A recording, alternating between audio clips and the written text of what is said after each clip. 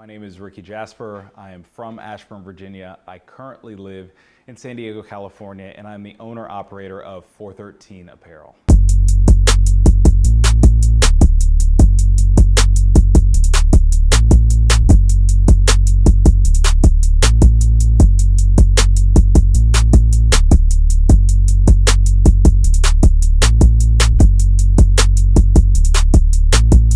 So FourThirteen started with some unconventional ways, I would say. I never thought that I would be running an apparel brand with amazing people. I went to James Madison University. I studied computer information systems, which has nothing to do with apparel, so you would think. And then from there, I developed a love for fitness. So I was working in the tech field, and I created a brand called FourThirteen Health and Fitness, and that was an online personal training brand, which is different than FourThirteen Apparel. So after running FourThirteen Health and Fitness for about a year and a half, I decided to transition to apparel. I realized that San Diego is really close to LA. I was able to drive up to LA, work with pattern makers and designers, and really brand an item that I just wanted to wear, that I wanted to give to friends and family.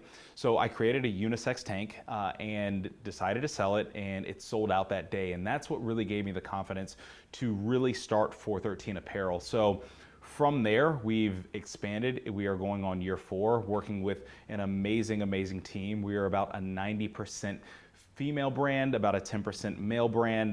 We are trying to balance out our ratios, but it's really great working with female apparel because we can get extremely creative with the colors, with the styles. And so we are doing great, and we are on a great trajectory. And all credit goes to my team and believing in the vision and taking that vision to something that's their own as well.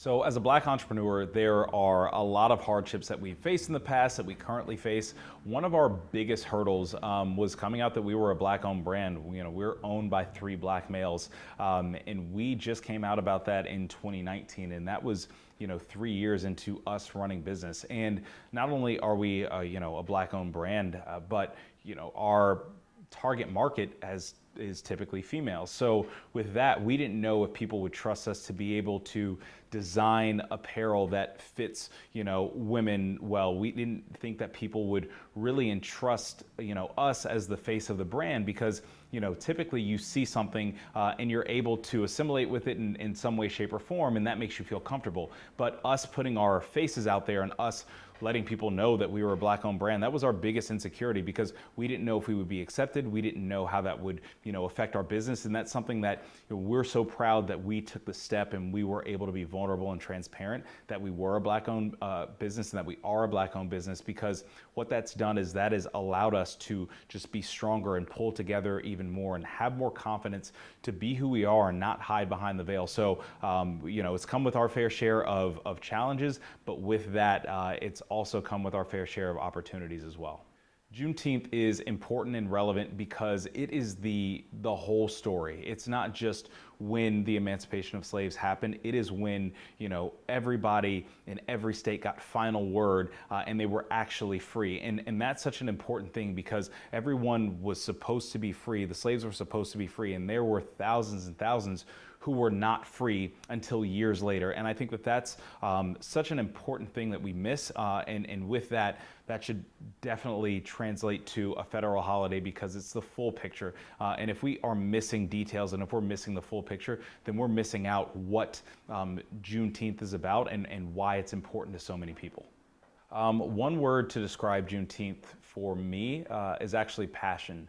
The reason being is because when you have the freedom to live and the freedom to not be enslaved, you are able to walk in your passions. You are able to walk in your passions and your purpose. And when you're able to do that, that adds a different level of fulfillment to your life, and that adds a different level of fulfillment to the lives of those around you. And when you have passion in doing something, you're able to transfer that passion to those who are close to you, those who are inspired by you, and you're able to live in an inspired life. So Juneteenth to me, really the one word that describes it to me is passion. A quote that I love and that ties in with my personal value in Juneteenth is one by Dr. Martin Luther King Jr.